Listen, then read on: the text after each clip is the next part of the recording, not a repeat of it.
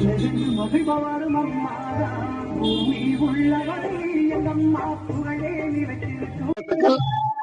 எம்ஜிஆர் அவருடைய பிறந்த நாள் முன்னிட்டு அவருடைய நினைவுகளை கூறும் வகையிலே அவருடைய நல்ல விஷயங்களை மனதில் கொண்டு அவர் இல்லை என்ற வருத்தத்துடன் அவர் பிறந்த நாளை மகிழ்ச்சியுடன் கொண்டாடுகிறோம். ஆகையால் எல்லோரும் எம்ஜிஆர் அவர்களுடைய கொள்கைகளை கடைபிடித்து அவருடைய சொன்ன கருத்துக்களை படி நடந்தால் கூட பிறந்தவர்கள் பெற்ற தாய் தந்தை அனைவருக்கும் நல்லதையே நினைக்கக்கூடிய அளவுல எல்லோருடைய மனதையும் மாற்றக்கூடிய அளவுல எல்லோருக்கும் திரைப்படம் மூலியமாகவும் நடத்தை மூலியமாகவும் அவர் மக்களுக்காக சேவை செய்து மறைந்திருக்கின்றார். அவருடைய தீவிர ரசிகனான நான் அவருடைய வேடம் போட்டு நான் உடைப்பதில் பெருமகிழ்ச்சி அடைகிறேன். நன்றி, வணக்கம். 1972 எங்க தலைவர் கட்சி ஆரம்பிக்கப்போ எனக்கு 9 வயசு பையன். நான் அன்னிலிருந்து எங்க குடும்பம் எல்லாமே ஏடிஎம்க்கு தான். பல ஆட்சி மாறினா கூட நாங்க கட்சி மாறுறது கிடையாது. எங்களுக்குள்ள ஒரு கொள்கை ஒரு கட்சி விட்டு மாறினாவே வேற தகப்பனு போட்ட மாதிரி அந்த கணக்குல அந்த குறிக்கோள நாங்க இருக்கிறோம். இன்னி வரைக்கும் நாங்க அந்த ரெட்டை வைக்கும் அதிமுக கொடிக்கும் ஒரு முக்கியத்துவம் தான் நாங்க கட்சியில இருக்கிறோம். ஏன்னா அது எங்க தலைவர் ரொம்ப கஷ்டப்பட்டு ஆரம்பிச்சது. திமுக கட்சியில எம்ஜிஆர் கணக்கேட்டாரு சொல்லிட்டு வெளியே அமிச்சாங்க.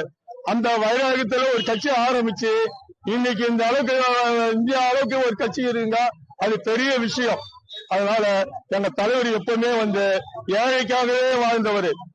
இல்லைன்னு சொல்லிட்டு போறவங்களுக்கு அவங்களுக்கு வெறுங்கை அமைச்சவர் கிடையாது. சென்னையில ஒரு குப்பை தொழிலாளி, குப்பை பொறிக்க இடம் போட்டு பழிக்கிற குடும்பம் அது. அந்த குடும்பத்துக்கு எம்எல்ஏ சீட்டு கொடுத்து அவர் எம்எல்ஏவை ஆக்கி அந்த கட்சியில் இருக்கிறவங்களுக்கு பணத்தை பார்த்தோ இல்ல வசதி பார்த்தோ அவங்களுக்கு அந்த பொறுப்பு கொடுக்கறது கிடையாது.